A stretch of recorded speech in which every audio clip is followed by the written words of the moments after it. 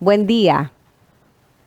¿Qué tal? Buen día, Delfina, ¿cómo te va? Buen día. Bueno, queríamos ver esta situación porque el último que teníamos aquí es que Resistencia y lo que es el por ahí en contramano a lo que fue en realidad el resultado de la elección, ¿no? Exactamente, tenemos dos escenarios. En primer lugar, una muy importante desaceleración en la suba de precios a nivel nacional y a nivel regional. No nos olvidemos, bueno, fue 1,5% la inflación a nivel nacional, el valor más bajo en 5 años, y en el NEA fue 1,3%, que es el valor más bajo en casi 8 años para la región. Pero en el caso nuestro local, del aglomerado de Gran Resistencia, la inflación estuvo en torno al 2,5%, no solamente muy por encima de la inflación nacional y regional, sino también acelerando respecto al mes previo para el índice local, ¿no? Que había sido 2,4, de hecho, en abril, por lo tanto, creció un poquitito más que en el mes anterior. Ujú.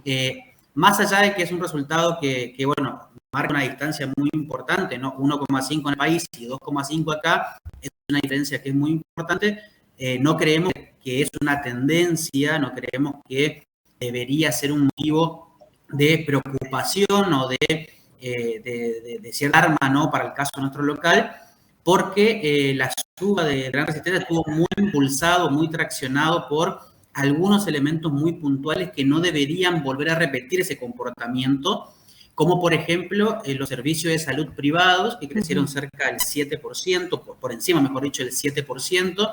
También creció mucho la pata de comunicación, que eso ocurrió en todo el país, se sintió un poquito más fuerte acá.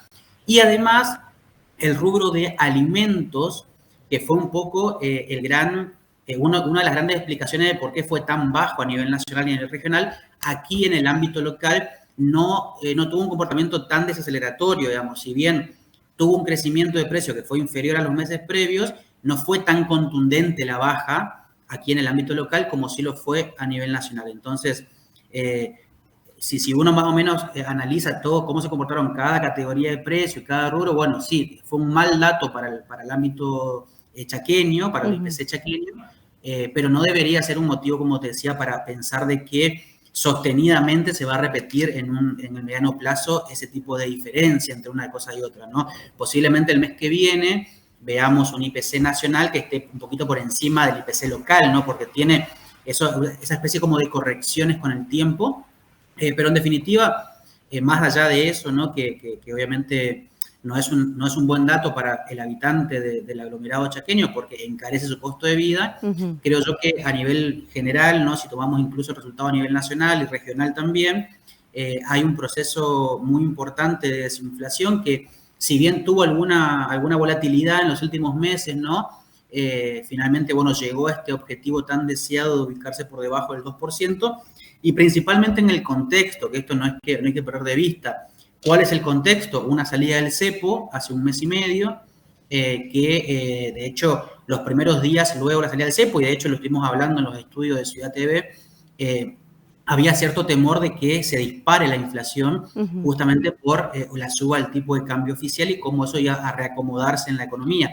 Decíamos en aquel momento que seguramente en caso de haber un impacto no iba a ser tan contundente como el de otras oportunidades, otras devaluaciones, pero finalmente no ocurrió. No solamente no hubo un rebote fuerte, tampoco ni siquiera hubo un rebote, ¿no? Ujú. No hubo este famoso traslado a precios de la devaluación, y eso generó justamente que tengamos un indicador muy, muy bajo, y que está muy explicado sobre todo por algunos elementos en particular, como el caso de alimentos, como el caso de también algunos componentes dentro de los alimentos como frutas y verduras que tuvieron una caída en precio, no es que crecieron un poquito, sino que cayeron los Sí, precios y bueno, esto eso también estaba por consultarte, porque a raíz del aumento que nos decías por ahí que no, que fue distinto a lo que es a nivel nacional aquí en el NEA, ¿cómo estuvo marcado esto en la canasta básica, ¿no? Que los integrantes de una familia tienen por ahí el dinero suficiente para poder subsistir. ¿Cuál sería el monto hoy? Bueno, para el caso chaqueño, la canasta básica total, que es para un hogar tipo, le decimos que es un hogar de 4 integrantes, de 2 adultos con 2 niños, en el mes de mayo se evaluó en alrededor de 1.200.000 pesos. Eso es un valor que es más o menos redondeando 100.000 pesos más cara que la canasta que mide el INDEC para el Gran Buenos Aires, ¿no? ¿Cuál fue la diferencia entre una y otra, más allá de la diferencia en pesos? Que la canasta básica total que mide el INDEC para el Gran Buenos Aires creció únicamente 0,3% en el mes de mayo, mientras que acá en la región, en el aglomerado chaqueño, creció 2%. Lo mismo ocurre cuando vemos la canasta básica alimentaria para el mismo hogar, ¿no?, de 4 integrantes, que está evaluada en un poquito más de 550.000 pesos. En el caso del INDEC para el Gran Buenos Aires, esa canasta tuvo una caída de precios del 0,3%, muy explicada por lo que pasó con verduras, con frutas y también con cierta desaceleración en la suba de precios, por ejemplo, de la carne, que antes venía creciendo bastante fuerte y se estabilizó muy bien en mayo. Y acá en el caso chaqueño creció también al ritmo del 2% promedio. Entonces, ahí vemos que hubo una diferencia, más allá de lo que hablamos antes de inflación, también hubo una diferencia en canastas, que en definitiva son las que te permiten poner las líneas de pobreza e indigencia, ¿no?, que te permiten medir monetariamente ese tipo de líneas. Así que, volviendo a lo que te decía antes, para el caso chaqueño, el dato no fue positivo. Si lo ponemos en comparación con el dato nacional o del Gran Buenos Aires para el caso de la canasta, repito, no debería configurar un problema, pero sí hay que poner cierta alerta, ¿no?, de ver cómo continúa este indicador en el mediano plazo.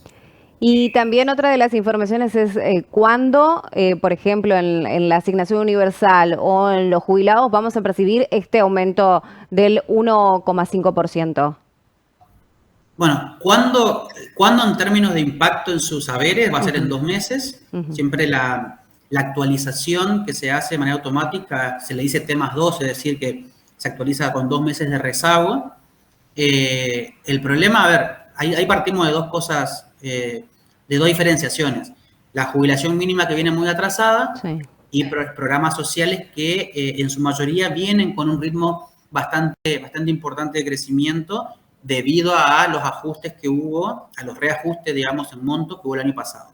Entonces, la política social del gobierno nacional en términos monetarios tiene una clara distinción con programas sociales como AUH y respecto a jubilaciones mínimas, que realmente tienen una caída que es muy importante. No ocurre lo mismo con la jubilación promedio, que es diferente que la jubilación mínima, pero el problema es que no hay una recomposición sobre los haberes mínimos, que tiene a mucha gente ahí inserta, ¿no? O sea, hay muchas personas que cobran la mínima y todavía están muy retrasados. El problema con la fórmula actual es que, a ver, ¿qué dice el gobierno? El gobierno dice, en mayo hubo una inflación del 1,5. En mi ideal del gobierno nacional, en julio, ese jubilado va a cobrar el 1,5 de aumento, sí, pero en ese mes la inflación capaz que sea del 1. Entonces, técnicamente le gana, ¿no? El problema es que cuando vos tenés un arrastre en donde venís con caídas en los meses anteriores, no hay mucho espacio para terminar recuperando lo que perdiste antes, más de lo que podés llegar a ganar hoy. Y esto bajo el supuesto de que la inflación sigue descendiendo. Ahora, si de repente pasa algo, algún cisne negro, y en julio la inflación es del 2%, por ejemplo, ese mes el jubilado va a cobrar 1,5, entonces vuelve a perder. Entonces, el modelo que toma el gobierno nacional es bueno en un escenario en donde vos tenés certeza de que la inflación va a continuar descendiendo, que ahora todo indicaría que así debería ocurrir, pero siempre puede pasar algo en el camino. Y el problema aparte es que no terminás de recuperar lo que se perdió durante todo el 2024, que es mucho. Entonces tenés que hacer ahí un proceso, un esfuerzo de recomposición para que a partir de un escenario estabilizado como el de ahora, en torno al 1 y al 2, entre 1 y 2% de inflación, vos digas, bueno, yo sé que mes a mes puedo ir ganándole, pero habiendo recuperado todo lo que perdí antes, ¿no? Si no lo recuperaste eso, entonces la realidad es que la situación no va a modificarse mucho. Muchas gracias, Alejandro. Gracias por esta información y estar en contacto con nosotros esta mañana. Gracias a ustedes. Hablamos en Arriba Sábado con Alejandro Peoraro de Político.